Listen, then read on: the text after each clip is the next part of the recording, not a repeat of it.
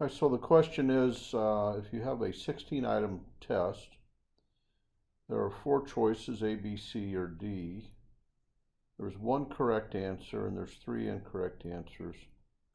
And how we would normally write this is the probability of a correct response equals 0.25 or 1/4. And the complementary probability is 3 out of 4 or 0.75 probability of an incorrect response, n equals 16.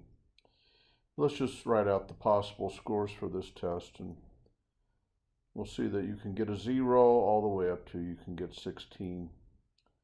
And so the question is it really possible to get a score of 11 by guessing? And so the way that we would normally phrase that, what's the probability of getting an 11 or higher? And we'll see that we have 2 probabilities. What's the probability of getting any score 0 to 10 inclusive, and the probability of 11 to 16 inclusive? Those 2 probabilities equal 1. And it's easier to compute the probability of 10 or lower without trying to do anything strenuous. I will always use a calculator you can get by Googling Vassar Stats.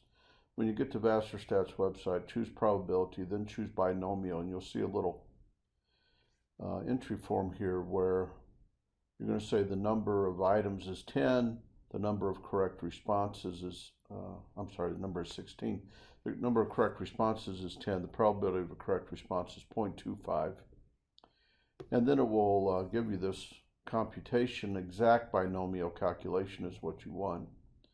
You don't want to approximate versus anything about the normal distribution. So this says, what's the probability of getting a 0 plus what's the probability of getting a 1 all the way up to probability of 10 correct responses. And it tells you there that that probability is 99.97. So the probability of getting a 10 or lower by guessing, when there's 16 items, each probability of correct response is 0.25.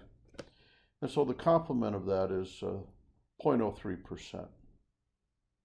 I hope that's helpful. Thank you.